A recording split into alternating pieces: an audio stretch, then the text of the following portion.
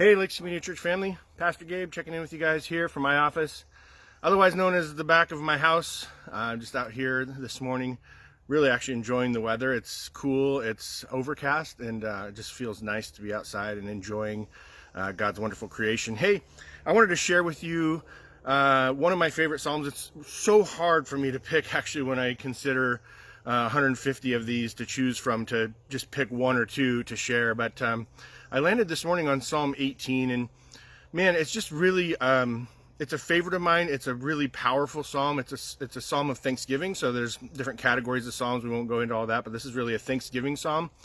Otherwise, also sometimes they call it a royal psalm, which is the proclamation of God's goodness and His kingship, which both of those are amazing to me.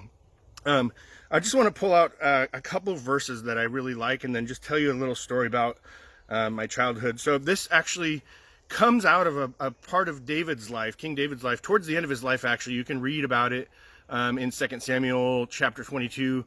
And this is after, of course, a battle that he was victorious in. And man, if anybody we want to learn from or listen to, it's David, right? He's called a man after God's own heart. And so to hear his expression of God is really amazing. So I just want to pick out a few verses out of here. First one is verse 19 out of Psalms 18. It says, "He also brought me out of the broad place. He delivered me because he delights in me."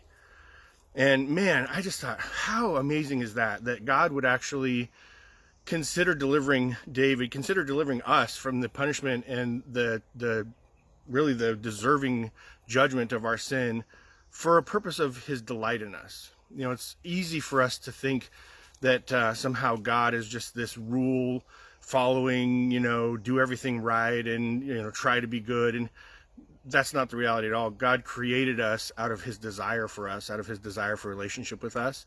And I think that's just so huge and so big. Real quick, a couple others. As for God, his way is perfect. The word of the Lord is proven. He is a shield to all who trust in him. And then down at the end, near the end, 46, "The Lord lives, blessed be my rock, let the God of my salvation be exalted." When I was a kid, I grew up in a church that sang this song fairly regularly, and it was a rounds song. So the men would sing and then the women would sing. Some of you are probably familiar with this. I was talking with a really dear friend of mine the other day about this song, and it just was so cool to hear people proclaiming. It was, "I will call upon the Lord who is worthy to be saved. So shall I be saved from my enemies. I will call upon the Lord." And then it says, "The Lord liveth, and blessed be the rock." It comes right out of this psalm. So powerful, so encouraging. And I just want to encourage you guys. The Lord delights in you.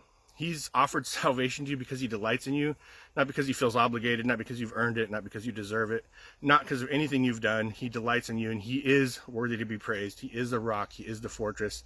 You can trust him, and you can count on him all the time. I love you guys. Hope you have a great and wonderful day. Cannot wait to see you guys again. Talk to you later.